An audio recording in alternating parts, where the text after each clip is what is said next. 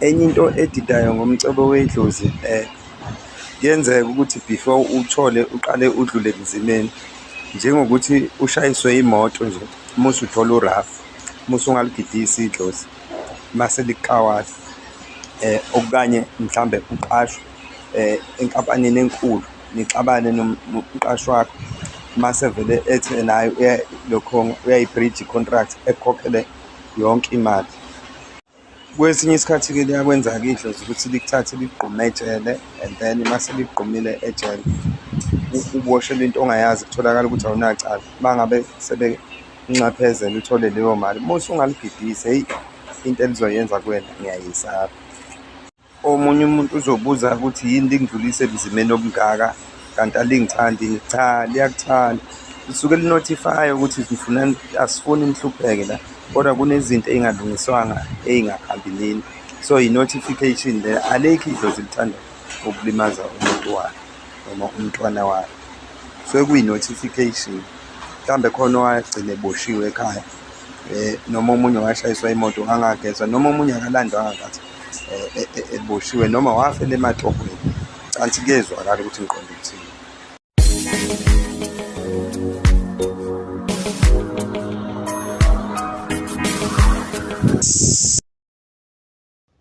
Siphinde sinibingelele babukeli beKamavi TV with Prince Bheki umndeni kaZulu. Sethembe ukuthi abantu bangene kahle enyakeni ka-2025.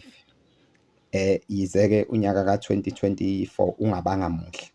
Noma-ke iminyaka eminingi esedlule kuyo nje uma ngithi ngiyayinothisa ayisavamisile ukuba mihle, kodwa kunalokho iba mibi ngokwenyukela. Kodwa sibonge-ke ukuthi ngokwa-Department of Transport iy'ngozi zemgaqo y'the ukwehla. Sibonge kuhulumeni wethu, sibonge nasemaphoyiseni ethu, ekakhulukazi isifundazwe sethu thina bakaZulu Natal.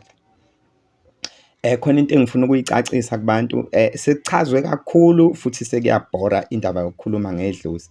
Enye-ke into elimazayo uma kukhulunywa ngendaba yedlozi noma yey'dalwa noma yethongo noma yabadala, abantu isikhathi esiningi bafuna ukukhompera uJesu nendaba yedlozi noma noNkulunkulu.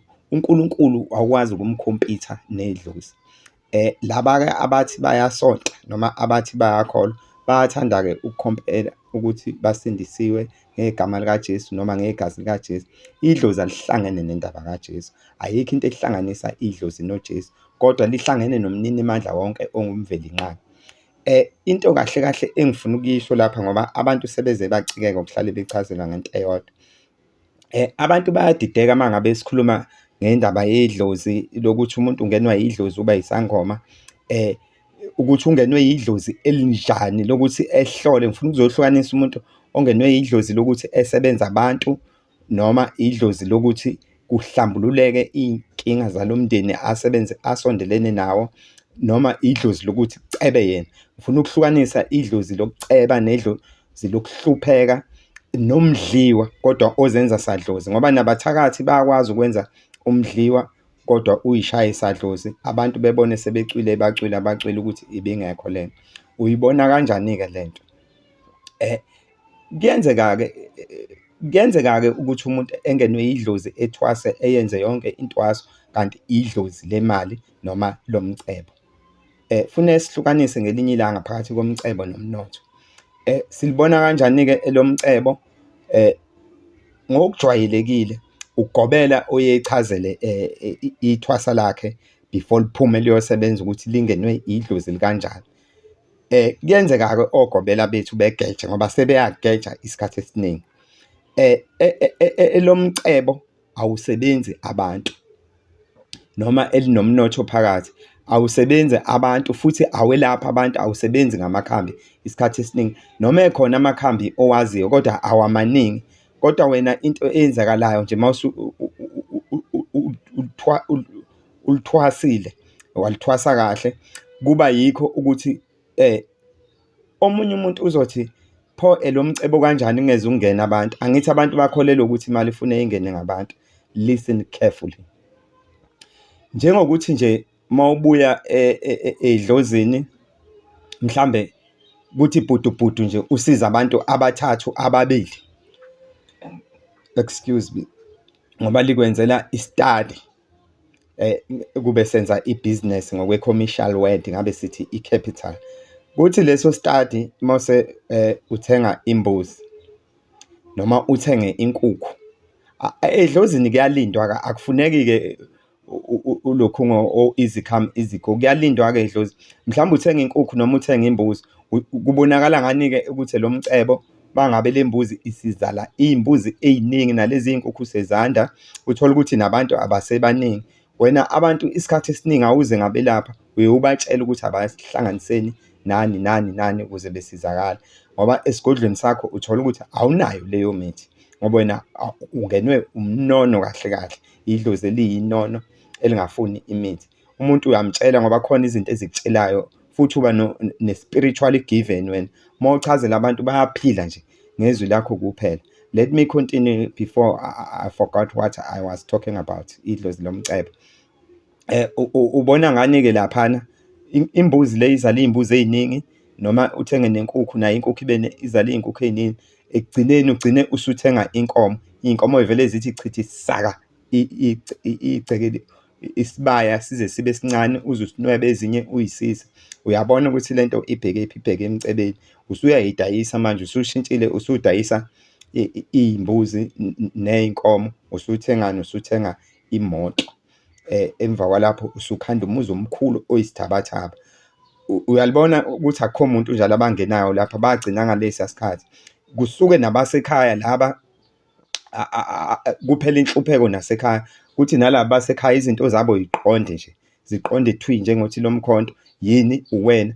Okuvamise ukumqondela kakhulu ilo wathwala iy'ndleko zakho ngalesikhathi uye edlozini. Ngiyabathiphisa abantu, umuntu oye edlozini eyothwasa, uma uthwale iy'ndleko zakhe waze wagcina lapha, waze kwafika ekugcineni, kuye kuthi uma sekuqaqeka izinto, nawe uba omunye wabantu abazoqaqekelwa izinto. Silibona ngani-ke leli elingesilo elemcebo noma elosizi, elumdliwa, khona ukuthi ungenwe umdliwa, wenziwa abantu benzela ukuthi nimoshe imali ekhaya, kanti akusilo idlozi. Siyibona ngani leyo nto? Sibona ngokuthi uma ngabe usuzophuma lapho othwasa khona, uthole ukuthi usuxabana nogobela wakho, niphume ningasezwene kahle, kodwa eqhubeke ekwenzele, vele inhliziyo yakhe ayisekahle. Musuthi ufika-ke lapha ekhaya, uthole ukuthi akwenzeki lutho nje, kuthule, ugcine nawe unenzondo, qhamuka ney'nkulumo ezithi wathatha amandla ami ugobela, noma wathatha umsebenzi wami. Yize-ke abantu bethi ziyenzeka izinto ey'njalo, ngeke size sibaphikise ngoba sesike sayibona kwezinye iy'ndawo zenzeka. Kodwa-ke isikhathi esiningi uthola ukuthi umuntu ubengena umdliwa, kanti nogobela uyehluleka, ngoba ugobela uyena muntu wokuqala ekufuneka ebone liyashisa. Umuntu wokuqala ekufuneke ebone ukuthi into yakho iklini noma ayikho clean, ugobela. Kodwa uma ehlulekile ngoba naye bembhidile, yikho-ke lapho sesiy'thola ukuthi noma usuyiso isangoma, usugogodile, kodwa uthola ukuthi angeni muntu, futhi abantu abakuthandisisi, uphinde ushawe abanye, ezinye iy'nyanga zikuthakathe, uthakatheke ngoba vese wawukade ungene umdliwa. Kube namabhadi nje, ushayiswe nayo imoto, uginqike nemoto, kwenzeke nemigilingwane lapha egcekeni, nabantu beze besho ukuthi since ubani wathwasa izinto zala ekhaya akaze yilunge, until nize nithole umuntu ozokwazi ukunibonela ukuthi hhayi lento kwenzakalani. Khona-ke leli dlozi-ke leli elingecebi-ke ngalokhu ukuthi elingesiwo umnotho, kodwa eliwumcebo. Angazi noma abantu bangizwa kahle. Yilo-ke leli othola ukuthi-ke kungena abantu beshiya imali ngaso sonke isikhathi, kungena abantu beshiya imali. Lowo muntu kuvamise ukuba nanento yesonto. Ngicanisa abantu bayizwisisile kahle lento, bengaqondile u-explain-a idlozi kahle kahle ngoba ngake ngalichaza phambilini. Into ebengifuna ukuyisho ukuthi abantu befune bebone ukwazi ukuhlukanisa phakathi kwedlozi lomnotho nedlozi lomcebo nomdliwa uma ngabe niyithakathelwa abantu. Bese beyeka-ke abantu ukukhompera idlozi noJesu. Ayihlangani ngoba uJesu uyidlozi naye lalaphana emajudeni, thina asiwona amaJuda, singabengubi. So sonke-ke sikhonza uNkulunkulu, naye uJesu sithi baba kuyena. sithi baba nkulunkulu naye uJesu. So ningayikhathazi ngabantu abalokhu bekhompera idlozi noJesu, ngoba ekugcineni bathi idimoni, kodwa uJesu abamazi, bamuzwa ngendaba. Kodwa-ke baye besho bethi uzobuya, ake sethembe ukuthi uzobuya. Thina idlozi alizukubuya, sasihlala nalo, kodwa lisasibhekile. Siyabonga. Cela ukuthi okuhlale kabi kuyena noma kwangazwakala kahle, siyaxolisa besingaqondile ukumona, kepha besizama ukuthi sichaze lokho ebesifisa ukukuchaza. Siyabonga.